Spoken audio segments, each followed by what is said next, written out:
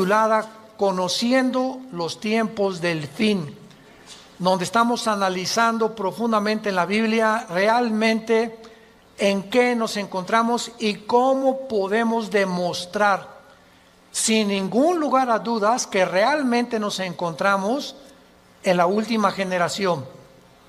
Y una de las cosas más importantes que tenemos que entender los cristianos es que es el tiempo de volverse a Dios. Es el tiempo de tomar en serio a Dios. La Biblia está llena de advertencias, como Mateo 7, en aquel día me dirán, Señor, Señor, hablamos lenguas, hasta demonios echamos, hicimos milagros, a muchos les hacíamos y se caían, etcétera, etcétera. Y les diré, nunca los conocí, porque nunca hicieron mi voluntad. Entonces, hacer la voluntad de Dios es creer que lo que la Biblia dice es verdad. Y si tú vienes a un estudio de francés, o a un estudio de hebreo, o de italiano, o vas a la escuela a estudiar geografía, imagínate que el maestro sepa que no llevaste tu libro de geografía, o tu libro de historia, o de civismo, o de todos los libros, ¿verdad? En mis tiempos que teníamos la mochila cargada como con 10 libros. Entonces no podía, nos sacaba de la clase el maestro en aquel tiempo. Entonces venía la Biblia, venía el domingo a la iglesia y no traer el libro. Pues ¿a qué vienes, no? Pues nomás vengo a oír, vengo a escuchar nada más. Pero cuando tienes la Biblia en tus rodillas y hablando el predicador, pero es que como están los versículos ahí en la pantalla, ¿para qué traigo ya la Biblia? Porque si no la aprendes a manejar, a ver el libro de Amós, me voy al índice, Amós página 1195, la busco rápidamente y me doy cuenta que comienzo a manejar mi Biblia y comienzo a descubrir dónde se encuentran en el Antiguo los Salmos, que está a la mitad de la Biblia, los Proverbios, el Apocalipsis, y no andas buscando Génesis en los Evangelios. Entonces, esta es la razón por la cual el cristianismo se encuentra como se encuentra. Ahora, fíjense ustedes, la segunda prueba, si mañana yo le pregunto a cualquiera de ustedes que no trajo la Biblia hoy, ¿me puedes llenar una hoja tamaño carta en un resumen de lo que oíste ayer en la conferencia? No llenan ni la mitad de la hoja. Porque es más difícil recordar que estar escribiendo o tomando notas o estar en contacto con la Biblia o con el libro de geografía o de historia o con la materia que tengas que escuchar. Cristianos, familia de Dios, pónganse las pilas. Ya. Ya estuvo suave solamente de venir a calentar una silla el domingo sin tener en cuenta las grandes responsabilidades que tenemos como hijos e hijas de Dios. En la Biblia encontramos dos patrones que nos muestran claramente que Dios tiene en su plan cósmico de los tiempos cronología, porque dice yo soy el primero, yo soy el postrero, desde el principio hasta el fin. Entonces el Dios de los cielos, creador del universo, el maestro de maestros, el sabio de los sabios, cuyos pensamientos no son otros pensamientos, tiene un plan. Y tiene un plan secreto. Por ejemplo, para darles rápidamente esto como un ejemplo, para no ser redundante, Satanás no sabía el plan de Jesucristo. Dice en 1 Corintios capítulo 2, si los príncipes de este mundo, o sea, está hablando de los principados satánicos, hubieran sabido que Judas no iba realmente a funcionar y que matando a Cristo se les iba a devolver el tiro por la culata, nunca Satanás se hubiera metido a Judas, ni hubieran crucificado a Cristo, ni el diablo hubiera asusado a los líderes religiosos para que lo crucificaran.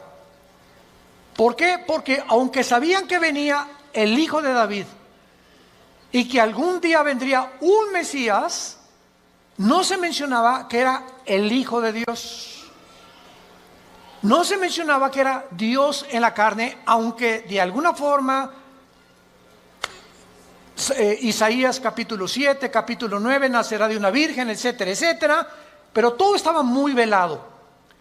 Entonces, el diablo y los demonios, lo único que sabían era realmente que él era un enviado de Dios, claro, Jesucristo, pero no entendían claramente que en su muerte se encontraba el secreto de su derrota y menos en su resurrección. Y cuando Cristo resucita a los 3 días, qué susto se llevó Lucifer al darse cuenta que ahí fue exhibido, dice Colosenses 2, 14 en adelante, públicamente, como que Cristo venía a vencer y a decirnos que mayor es el que está entre nosotros que el que está en el mundo. Entonces, así la Biblia está llena de secretos y de piedras preciosas escondidas que Dios le quiere revelar a los cristianos, pero no a todos los cristianos. Oiga, ¿de qué está usted hablando? Que no todos somos iguales en cuanto a que somos hijos de Dios. Pero así como en los apóstoles encontramos en el cuadro de la última cena a uno nada más de los 12 apóstoles recargado en el pecho de Jesús, ¿quién era? El apóstol Juan. ¿Por qué solo a Juan se le retrata en el pecho de Jesús? Porque era el apóstol del amor, el apóstol que él escogió en lugar de los otros 11 estar más cerca de Jesús. Y ese lugar en el pecho de Jesús está vacante. Entonces hay cristianos que están más cerca de Jesús que otros. Son cristianos, pero como Pedro algún tiempo de su vida lo siguen de lejos. Nunca traen la Biblia. Llegan a un hospital a hablarle a una persona, a tu mamá, a tu madrina que se está muriendo, que tiene cáncer, y llega el doctor, ¿alguien puede leer un salmo en un velorio, en un entierro? Y los cristianos, piu, piu, piu. No abren ni el pico, nada absolutamente, porque no saben ni dónde se encuentran los salmos, ni qué pasaje leerle de la Biblia a un enfermo, o cómo guiarlos y decirles que necesitan el plan de salvación, recibir a Cristo.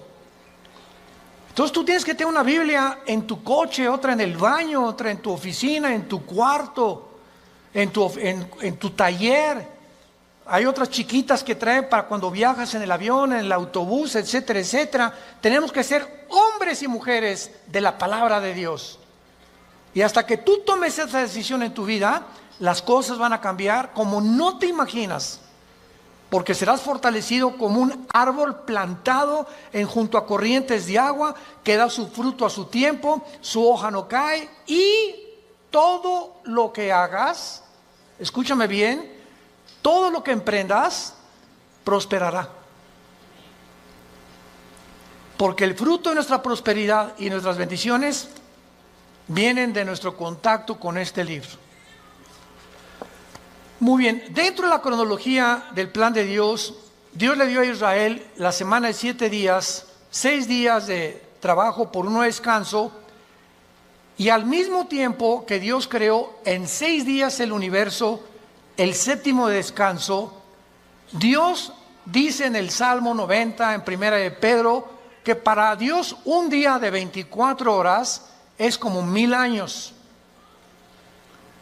Con mucho cuidado, síganme.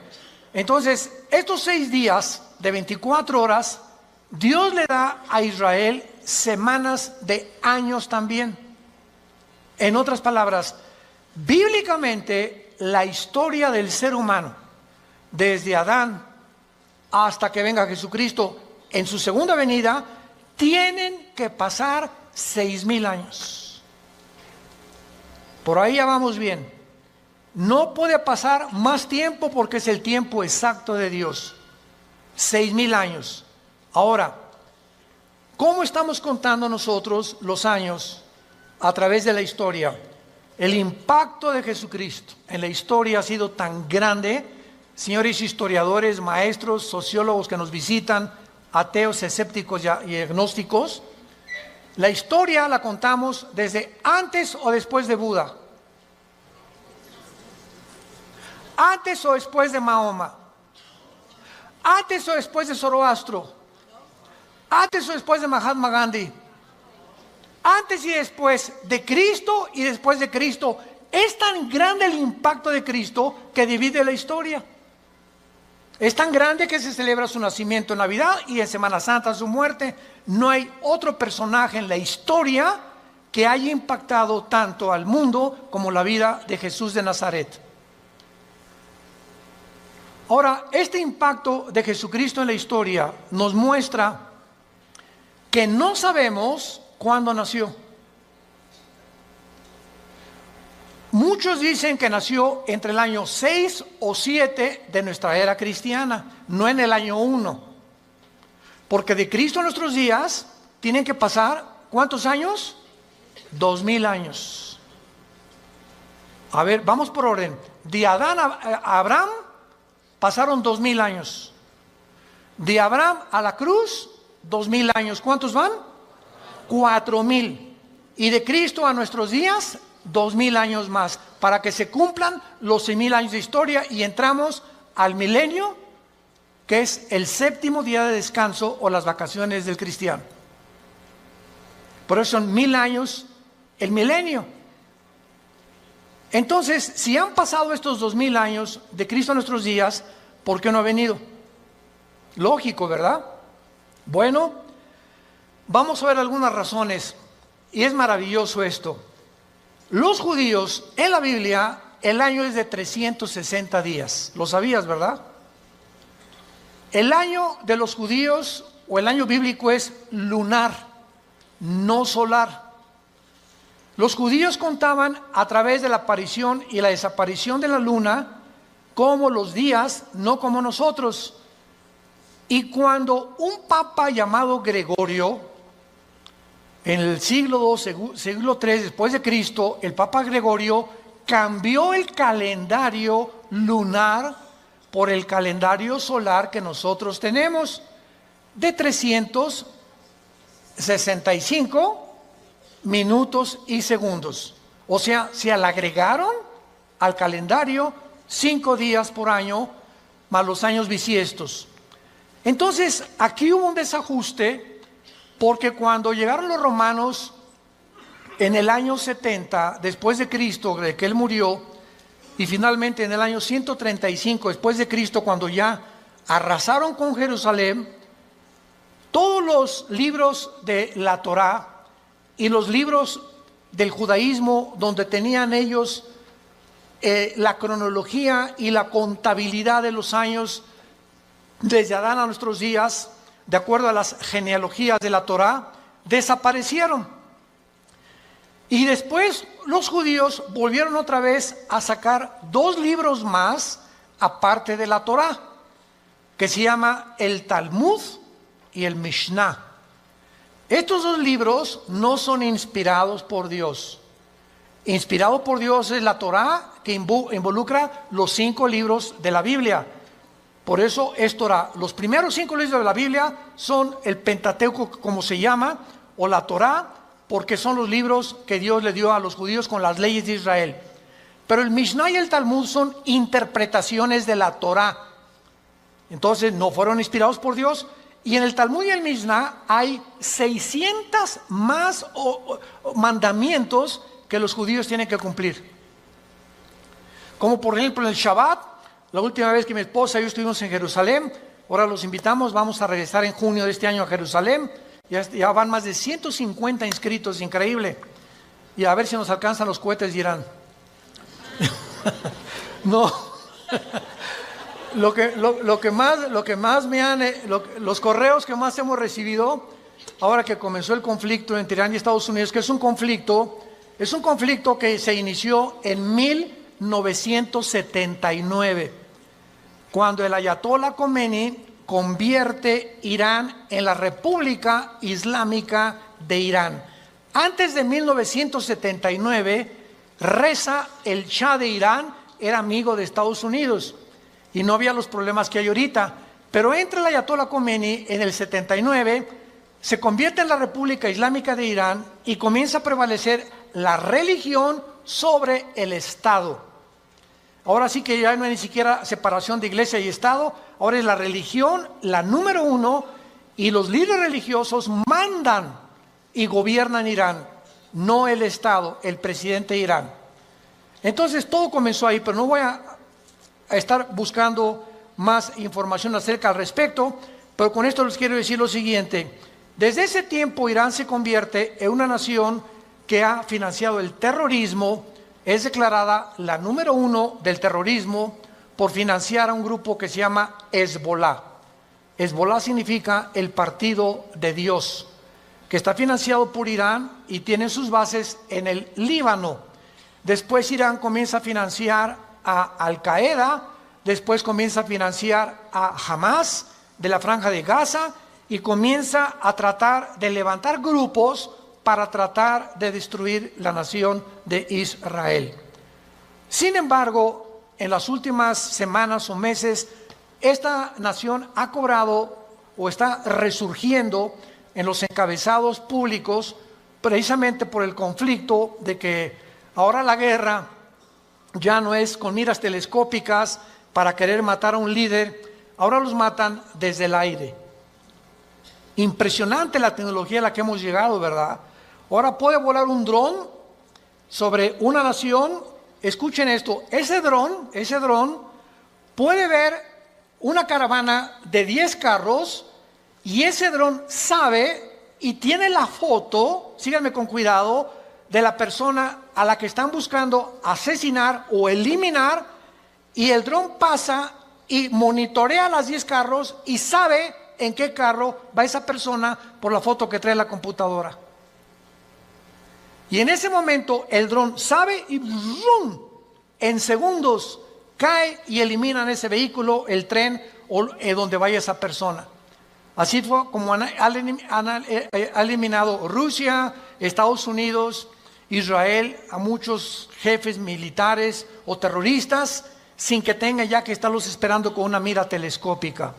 Ese es el avance impresionante en que los militares están tomando el mundo y ahora toda la guerra es desde el aire y desde el aire. Por eso dice la Biblia, y vi caer meteoros del cielo, decía Juan, que tal vez, ¿verdad?, son los drones que van a caer y que van a terminar con casi 2/3 partes de la humanidad antes de que Cristo regrese para establecer con nosotros el milenio.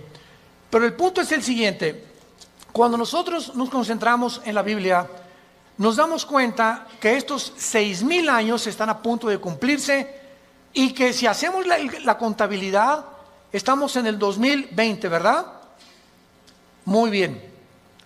Si Cristo nació en el año 33, que es desde que se cuenta su muerte, y no en el año 1, entonces nos encontramos en el 2033. Síganme con cuidado.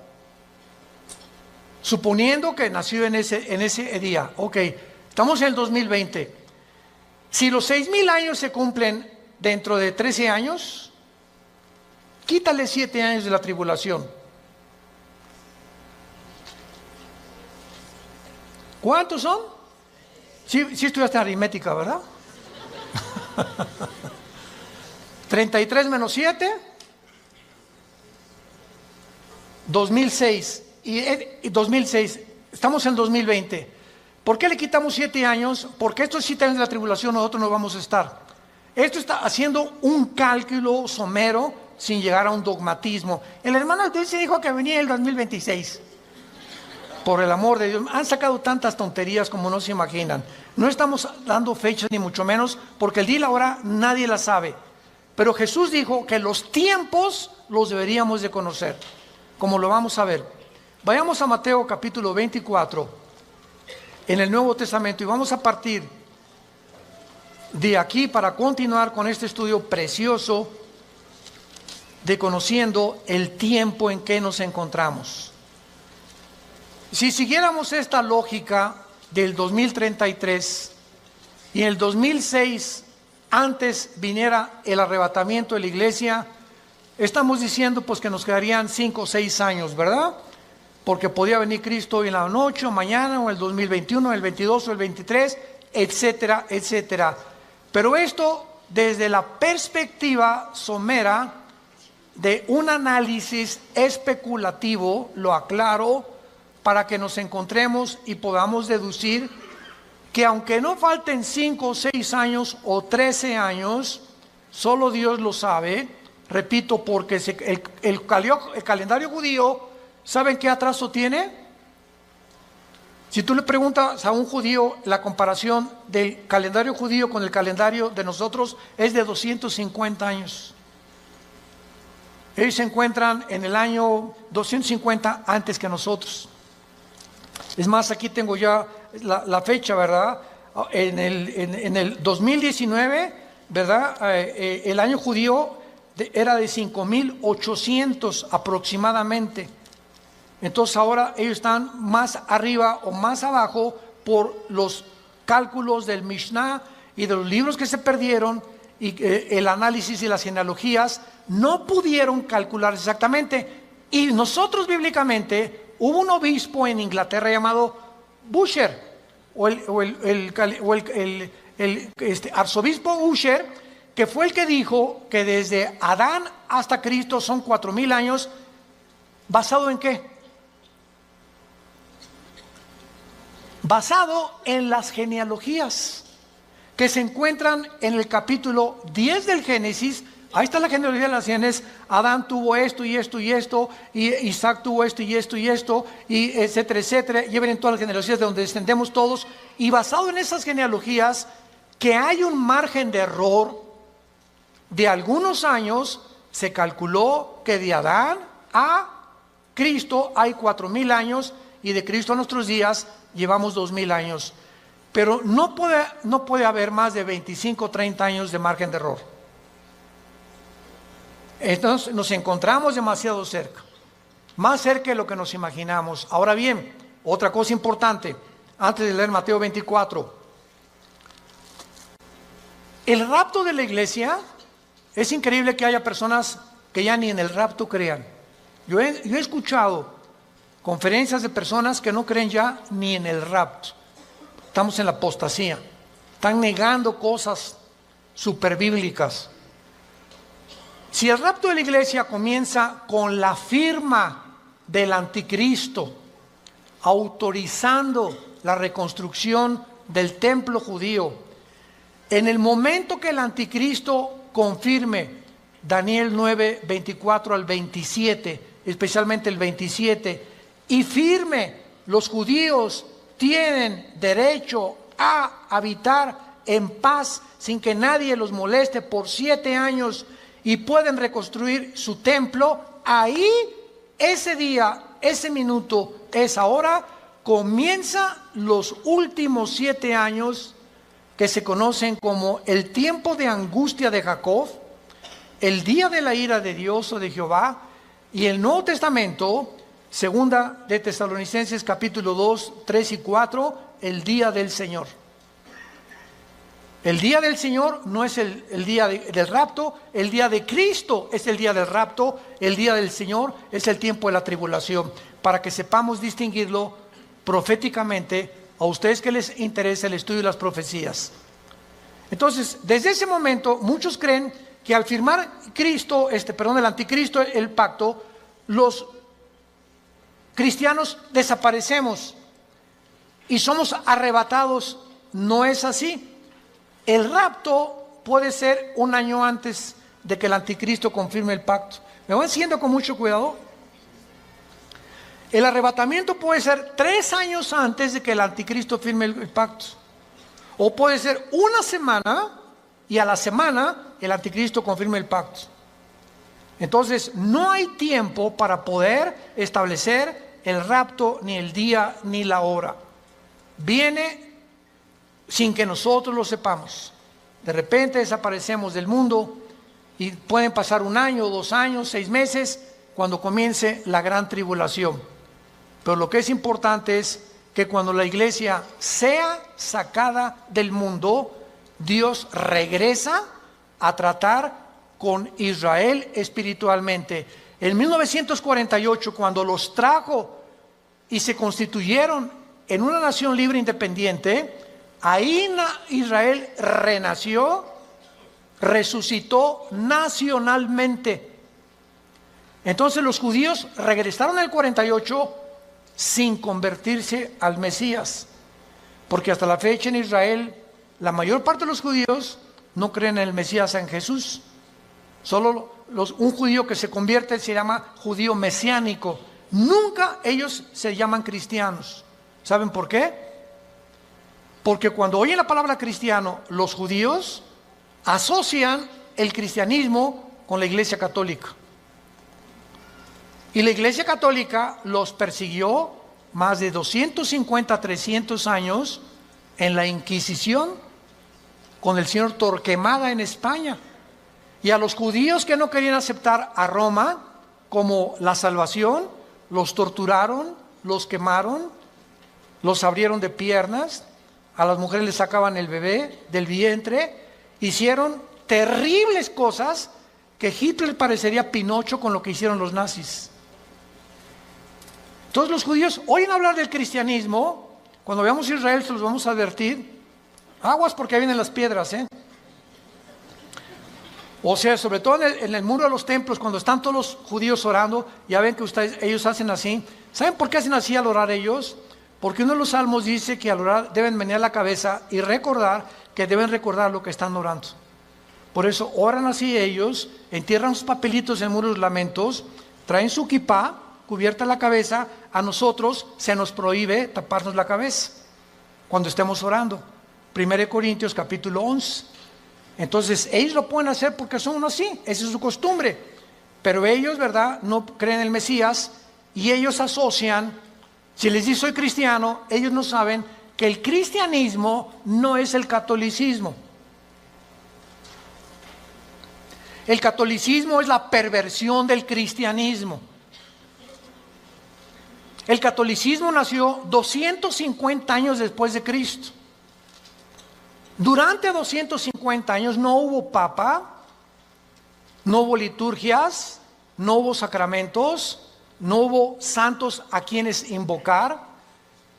No tenías que tomar una cosa o una hostia para decir que estabas recibiendo a Cristo. Pero se convierte Constantino, el último emperador romano, y entonces absorbe el cristianismo antes de él como la religión oficial del Sacro Imperio Romano. Y decimos en mi tierra, es la misma gata pero revolcada. Entonces el Imperio Romano políticamente se da la vuelta y se convierte con el mismo poder, escúchenme, pero religioso. Y desde hace casi 18, 19 siglos, el Imperio Romano es el imperio del Vaticano y gobernó Europa, a los príncipes, a los reyes, y nadie en Europa se podía casar ni a tener negocios sin el permiso de Roma, de la religión. Y los que no pertenecían y aceptaban que el Vaticano era el único representante de Dios, los quemaban, los crucificaban, los echaron a los leones, etcétera, etcétera, etcétera. Ya hablando después del Coliseo romano famoso. Entonces, el cristianismo no es una religión, es una relación personal, viva, orgánica, dinámica, con alguien que está vivo. Y cuando salimos de la religión y nos encontramos con el Jesús resucitado, que quiere entrar a tu vida hoy, tal vez tú no lo tengas, descubres que el cristianismo es diario. Y lo vives diario. Te levantas y tienes tu Biblia. Te acuestas y tienes tu Biblia. Oras por tu familia, oras por tu esposa, oras por los alimentos. Comienzas a asociarte, tienes una comunión con Dios diaria. Por eso se compara con el matrimonio, el cristianismo. Imagínense mi esposa y yo, que me digan 8 meses, Armando, en estos 8 meses que tenemos tú y yo, nos hemos sentado algún día a platicar y algún día tú me has comunicado y compartido tus sentimientos, tus expresiones, cómo te sientes para que yo te conozca más, porque llegamos en la noche y nomás oigo. y te volteas para el otro lado, te vas a trabajar durante todo el día. Es más, nos vamos a un seminario de matrimonios, que es donde nos encontramos otra vez, o de vacaciones, y no nos hablamos, tú con el periódico. Yo no te conozco, tenemos 30 años de casado y no te conozco, eres un desconocido para mí, eres una desconocida para mí. ¿Por qué? Porque nunca descubrieron que el matrimonio es comunión. Es comunión. Se pierde la comunicación en el matrimonio, perdiste tu matrimonio. Un matrimonio que no se comunica, que no están así, donde una vez a la semana a tomar un café, nos vamos de vacaciones, platicamos, nos damos tiempo el uno para el otro, para conocernos, es imposible que funcione. Se levantan barreras de silencio y ya pasaron un mes y tu esposa tiene cara de la jeta.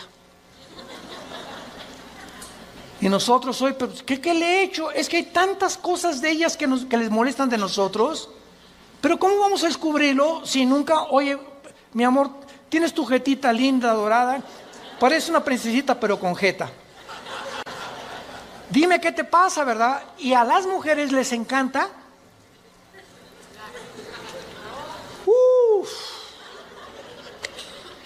Porque no son como nosotros.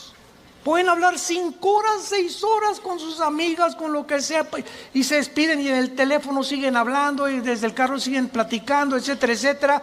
Y cuando llegamos nosotros que no nos gusta eso, y tenemos que entender que a ellos les gusta eso, perdón, ya parece que estamos en un seminario de matrimonios. Ya me estoy saliendo del tema, les pido perdón. Bueno, se van a enojar y así es el cristianismo. Ok, entonces el cristianismo no es una religión, es una relación con Cristo diaria.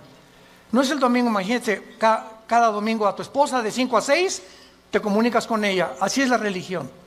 El domingo voy a misa, a la iglesia, y lunes, martes, miércoles, jueves, viernes ni me acuerdo, ni abro la Biblia, ni oro, ni nada. A lo mucho me echo una persinada de vez en cuando va a meter el gol en América. O cuando salgo a jugar al campo, ¿verdad? O meto un gol, me echo la persinada también. Es la forma en la que el ser humano vive con la religión. En Mateo 24, versículo 32 al 35, es uno de los pasajes claves para saber en qué tiempo nos encontramos. Y es el que queremos analizar brevemente en esta mañana. De Mateo 24, 32 al 34.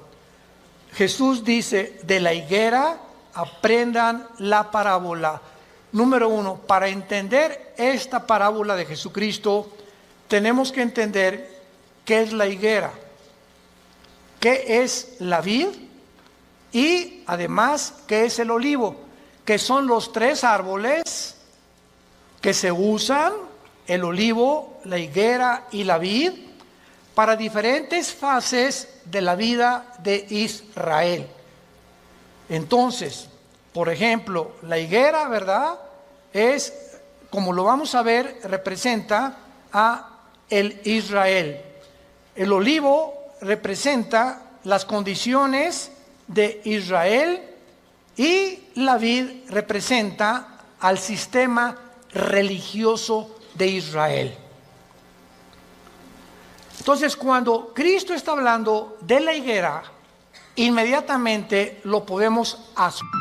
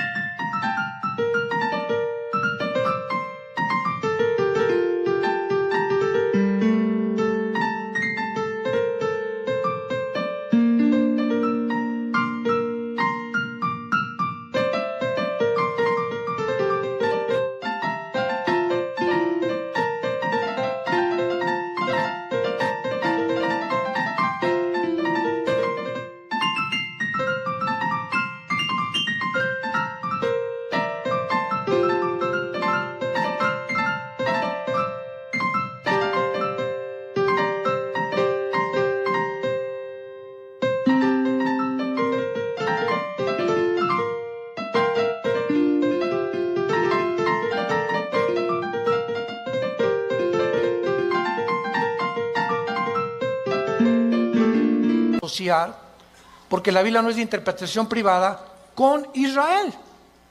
Porque Israel es la higuera y hay cantidad de pasajes en el Antiguo Testamento donde se representa a Israel como la higuera. Muy bien, de Israel aprendan la parábola. Ahora ya vamos con un poco más de luz. Cuando ya su rama está tierna y brotan las hojas, noten que no dice el fruto. ¿De acuerdo? Cuando ustedes vean que ya está tierna y las hojas comienzan a salir, que siempre salen antes que el fruto de las hojas de todos los árboles, sepan que el verano está cerca. En otras palabras, cuando ustedes vean que Israel renace, ¿cuándo fue esto? El 14 de mayo de 1948, después de casi 2000 años que Israel fue dispersado, exiliado por todas las naciones del mundo. El milagro más grande de la historia es Israel, porque es la única nación en toda la historia que en un día se constituyó libre, soberano, estado independiente. Nunca en la historia nadie había podido levantarse o formarse como una nación, porque las naciones necesitan una constitución, necesitan o una república, o qué ideología vamos a tener, o para muchos años para que se forme una república como México, Revolución Mexicana, y Pancho Villa se pelea con Zapata, en el norte, Zapata en el sur, se junta, matan a Álvaro Obregón, viene la revolución, todos los Porfirio Díaz y todo lo que pasó, y poco a poco se va formando una república, y viene la constitución, etcétera, etcétera. Tarda años muchas veces en tener una constitución y formarse una nación. Israel en un día se forma toda la constitución de Israel. Por eso es un milagro. Cuando vean ustedes esto, versículo 33, cuando vean todas estas cosas, ¿qué cosas? Las cosas que en Mateo 24 oirán de guerras, rumores de guerras, pestes, hambres, terremotos. Será el principio, no el fin, el principio de los dolores. La generación que vea nacer a Israel, ¿quiénes somos? Nosotros. Los que han nacido entre 1946 a nuestra fecha se llaman los baby boomers. Ahorita creo que le llaman los millennials, ¿verdad? ¿O cómo les llaman, Caleva? Los de millennials. Ya tantos nombres, ya yo creo que le llaman los cibernéticos. Bueno, del 46 a nuestros días, una persona que nació en el 46 tiene ahorita 70, 73, 75 años, más o menos. Dios dice que los que vean estas cosas pasando, conozcan que está a la puerta. De cierto les digo, no pasará la generación de los baby boomers. Versión de Alducin. Traduciéndolo al léxico del siglo XXI, no pasará la generación del 48 hasta nuestros días, hasta que todo esto acontezca. Más claro Jesús no podía ser. Ahora muy bien, ¿cuánto es una generación? El Salmo 90 y 1 de Pedro capítulo 3 dicen que una generación es aproximadamente entre 80 y 90 años de edad. Dice los más fuertes 85, 90. Porque sabemos que antes del diluvio pasaban hasta los 500. Noé a los 500 años fue papá. ¿Se imaginan? Matusalem a los 969 años es el personaje más grande que ha vivido, más que tu abuelito y el mío. Matusalem, 969 años. Viene el diluvio, cambió todo. ¿Y saben por qué se redujo la edad? Porque si Dios nos hubiera dejado vivir más tiempo, ya nos hubiéramos matado como las ratas. ¿De qué estoy hablando? Agarra un cuarto de 5 metros por 5 metros y mete 50 ratas. Van a vivir un mes. Redúcelo a la mitad. Van a vivir 15 días porque se matan más rápidamente. Y mientras más lo reduzcas, más rápido se muerden unas a otras. Mientras más grande el espacio, más tiempo viven. Entonces, así nosotros, Dios tiene que reducir más y más nuestra vida, porque mientras más querramos vivir, si así con 80 años...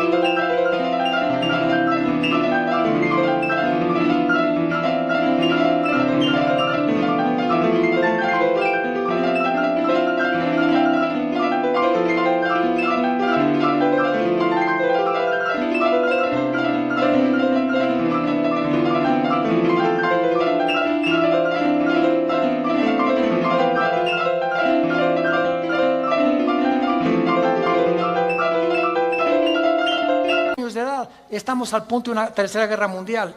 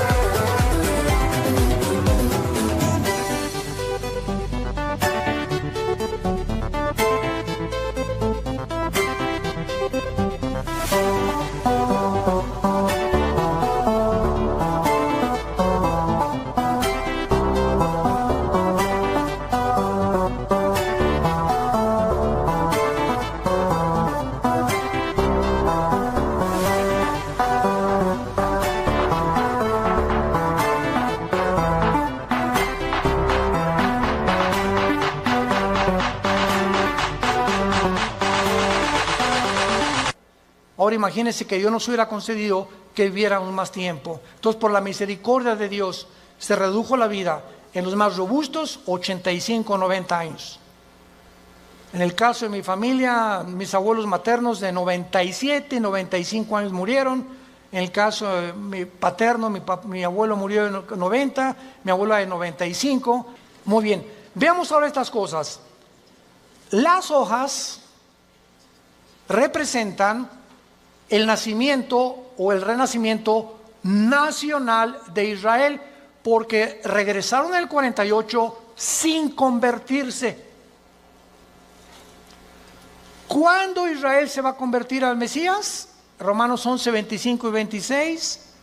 Apocalipsis capítulo 7, cuando Él selle a 144,000 judíos, y ellos en el tiempo de la tribulación, nosotros ya no estamos aquí. El más grande avivamiento de Israel se convertirá cuando Jesucristo venga al final. Y cuando Él venga al final, todo Israel será salvado. Desde luego los que creyeron en Jesús como el Mesías. Entonces, es importante esto, ¿verdad? Porque las hojas representan el renacimiento de Israel de 2000 años y el nacimiento de la generación de la higuera. Cuando Israel se convierta, entonces el Israel será el fruto de la conversión, porque por el árbol, por el fruto lo conoceremos a un árbol. Si es un árbol de naranjas, da naranjas; si es un árbol de manzana, da manzanas. Ahorita Israel no ha dado fruto. ¿Cuál es el fruto? Amor, gozo, paz, benevolencia, que produce ¿quién? El Espíritu Santo. Y ellos no tienen a Ruach el Kadosh, al Espíritu de Dios que tiene la iglesia que Dios nos ha dado. Muy bien, Ahora, es importante que veamos en el capítulo 21 de Lucas algo sensacional, algo asombroso acerca de esto. Porque aquí hay una señal que es la siguiente. Si Israel no hubiera regresado en el 48, no sabríamos qué tan cerca estábamos del rapto. Tenía Israel que regresar en el 48 a la Biblia, porque desde el 48 que regresó Israel a la Biblia, se puede cumplir el rapto. Entonces, el hecho que hayamos nosotros sido la generación que esté contemplando este milagro de Israel en el 48, nos habla que el tiempo está ya contado. Si Israel no hubiera regresado, el anticristo, ¿qué me va a perseguir? ¿Me están siguiendo? Si Israel no hubiera regresado, ¿quiénes iban a reconstruir el templo? Si Israel no hubiera regresado, ¿a quiénes 144,000 hubiera Dios en el capítulo 7 de Apocalipsis ungido con el Espíritu Santo? Entonces, Israel tenía que regresar para que las profecías de los últimos tiempos se cumplieran. Y tú y yo somos los testigos. Antes del 48, nadie sabía ni se imaginaba que Israel iba a regresar. Fue un milagro de la historia. Y el rapto lo mismo. No sabemos ni cómo, ni cuándo, ni a qué hora, pero va a ser algo que ya se puede cumplir porque Israel está en su tierra. Ahora, en Lucas 21 hay un antecedente maravilloso y dice en el versículo 29 el Señor Jesucristo: también les dijo una parábola, y está contando Lucas las mismas palabras de Jesús, pero observemos con lupa que Lucas le agrega otras palabras que no tiene Mateo. Y nos vamos a sorprender de esto.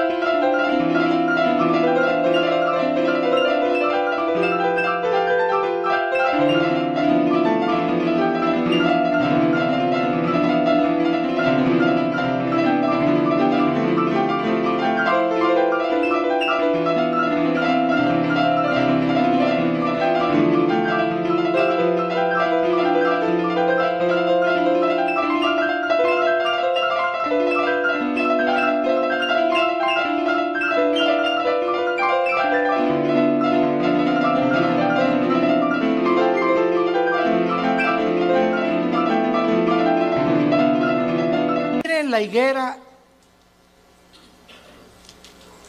ya ves que te dije que trajeras la Biblia. Aquí ya me doy cuenta quién la trae. Y todos los árboles, eso no está en Mateo. En Mateo solamente es la higuera, pero aquí se le agrega que no solamente miremos a la higuera, sino todos los árboles. ¿Quiénes son todos los árboles? En la Biblia, por ejemplo, en el libro de los Jueces, en el libro de los Antiguos Testamentos, los árboles representan dos cosas: naciones y personas. Como en, por ejemplo, Ezequiel 31, el cedro representa al anticristo. Y los árboles, las naciones que van a estar alrededor del anticristo. Entonces, Cristo está diciendo: vean el renacimiento de Israel y vean las naciones que a su alrededor de él, en el Medio Oriente, van también en el mismo tiempo y en las mismas épocas a resucitar y a resurgir. Escuchen esto: la Primera Guerra Mundial preparó la tierra para Israel. La Segunda Guerra Mundial preparó a los judíos para la tierra de Israel. Pero para que Israel regresara a la tierra y para que las profecías se cumplieran, antes de 1925, 1930, no existía el Medio Oriente. Jesús, María y José y el burrito que los acompaña. Las naciones que se encuentran ahorita en el Medio Oriente no existían antes de 1930. Escuchen ustedes lo siguiente. Estos árboles son las naciones que surgieron en el mismo periodo. El Líbano, 1920. Siria, 1920. Turquía, el Imperio Otomano turco sale y Turquía se convierte en una nación. Arabia Saudita, 1932. Irak, 1932. Jordania, 1946. Israel, 1948. Egipto, 1952. Todas estas naciones necesitaban primero que Israel surgiera, porque Israel iba a ser el centro de las profecías para que se cumpliera la venida de Jesús. Mire la higuera y todos los árboles. No pasará esta generación hasta que todo esto suceda. Es sorprendente observar que el Medio Oriente visible, tal como lo vemos ahorita, fue formado en el siglo XX. Existía la Mesopotamia, o sea, Siria y Irak, era lo mismo, era el Medio Oriente, pero no estaba la división entre Siria y entre Irak, Transjordania, Jordania, el Líbano, Egipto. Egipto existe desde hace cientos de siglos, pero no estaba formado exactamente con las divisiones geográficas que los ingleses y los franceses, que fueron los que colonizaron con Portugal y España el Medio Oriente, determinaron, y ellos fueron los ingleses y los franceses los que dividieron el Medio Oriente tal como nosotros lo conocemos actualmente. A Israel le asignaron ese pedacito de tierra, a Jordania eso, a Arabia Saudita eso, a Líbano eso, a Siria eso, y fue después de la Primera Guerra Mundial. Estas cosas que están pasando, vemos nosotros que tenían que suceder para que nosotros pudiéramos comprender que las profecías bíblicas tenían que cumplirse. 1945 termina la Segunda Guerra Mundial. ¿Quién gana? Estados Unidos, Inglaterra y Rusia. 1957 se firma el Tratado de Roma, donde Jacques Delors, francés, Europa, unámonos, porque la unión hace la fuerza y Europa tiene que tener una moneda, tiene que tener una constitución, tenemos que unirnos todos. 1967, la Guerra de los 6 días. 1989, cae el comunismo y en ese momento comienza la democracia a elevarse en el mundo. 1992, el Tratado de Maastricht forma la Unión Europea. En el 2016, Inglaterra dice a la Unión Europea, ahí nos vemos el Brexit. Los ingleses no quieren someterse al euro, quieren mantener su independencia con la libra inglesa, esterlina, y ellos quieren tener su propio gobierno, no quieren pagarle los impuestos a la Unión Europea. Y estos acontecimientos tenían que suceder de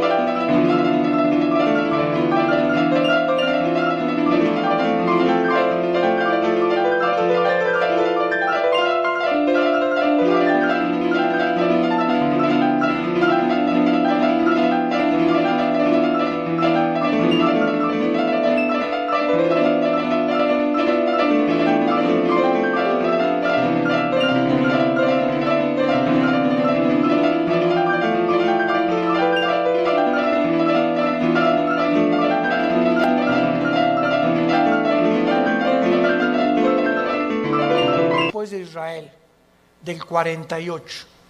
Las Naciones Unidas, la Unión Europea, el Mercado Común Europeo, el Fondo Monetario Internacional, la OTAN, la OPEP, todo tenía que formarse después de Israel. ¿Para qué? Para preparar el camino a las profecías que tenemos aquí de los últimos tiempos, y todos estos eventos han sucedido ante nuestros ojos para que sepamos que los cascos del Apocalipsis se escuchan en el cielo. ¿Qué es el 2021?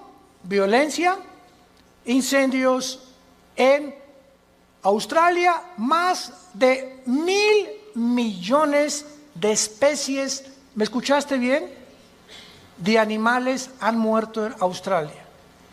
1 millón de especies casi en las Américas de animales. Y estamos involucrando también a delfines, ballenas, tiburones y peces. Incendios en California, incendios en otras partes del mundo, inundaciones, tsunamis, cambios de clima, ya no hay primavera, ya no hay verano, huracanes devastadores, cada día con más fuerza, grado 3, grado 4, etcétera, etcétera. Nos encontramos en un mundo convulsivo políticamente. ¿Qué será? ¿Será melón? ¿Será sandía? ¿Comunismo o socialismo? ¿O autocracia? ¿O monarquías otra vez? ¿O una oligarquía? ¿O qué sistema? No, vamos a mezclar mejor ya. Comunismo con capitalismo como China. O socialismo pero también con capitalismo. Y es una ensalada del chef en las ideologías gubernamentales y filosóficas, porque el mundo ha llegado a su fin. Ningún sistema ha funcionado, el comunismo cayó, fue un fracaso, se vuelve a desenterrar al mismo muertito, porque la historia nos enseña que el hombre no aprende de la historia. Y cometemos los mismos errores, porque usted es la generación de los milenistas o milenios, o ¿cómo les llaman? Cibernético les llamo yo, ¿verdad? No han experimentado lo que nuestros padres en la Segunda Guerra Mundial, lo que se sufrió, y ahorita el pasado ya no existe para ustedes. Ahorita solamente la computación y esto dinero, y qué carrera es la que más dinero produce, y por acá y por allá, y somos movidos por una ambición, una especulación, una comercialización de todo en todas las cosas, porque el mundo se dirige al comercio. ¿Sabían ustedes eso? El anticristo va a establecer un sistema de comercio en Medio Oriente que va a ser el Plaza Galerías más grande del mundo, en Irak, donde nació tu madrina. Y cuando nosotros veamos estas cosas, nos damos cuenta que el mundo se encuentra en un precipicio, que nos queda muy poco tiempo. Y yo te pregunto, ¿tú eres cristiano? Si me contestas que sí, te hago la segunda pregunta. Desde que tú te convertiste, ¿has guiado a alguna persona a recibir a Cristo en su vida? ¿O eres de las personas que estás en el hospital con tu madrina muriéndose? Pastor, ¿puede venir a hablarle a mi esposa de Cristo? ¿O a mi madrina? Oye, entonces, ¿que tú no le puedes dar un versículo de la Biblia o compartir el plan de salvación? ¿No sabes cómo guiar a tu madrina en agonía a que reciba a Jesucristo en su cama? Tienes que recurrir al pastor. Se murió. ¿Puede venir al funeral para predicarles de Cristo? ¿No lo puedes hacer tú? Claro que vamos, porque es nuestra responsabilidad de los pastores. Pero ojalá que se levantaran más familias ya con un liderazgo, con la convicción profunda de que es lo más importante que el ser humano pueda tener, regresarse a Dios y pedirle perdón por tus pecados. ¿No lo quisieras hacer tú en esta mañana? ¿No quisieras tú considerar ante los acontecimientos que nos rodean que verdaderamente necesitas a Dios? Que tú no puedes ya seguir jugando a la matatena con el cristianismo, ni creyendo o engañándote, que es peor. Porque una persona engañada no sabe que está engañada porque está engañada. Entonces, para que alguien sepa que está engañado, tiene Dios con la Biblia que decirle: estás mal. Tú crees que eres, pero no eres más que un pobre, desventurado, miserable y desnudo pecador que tiene necesidad.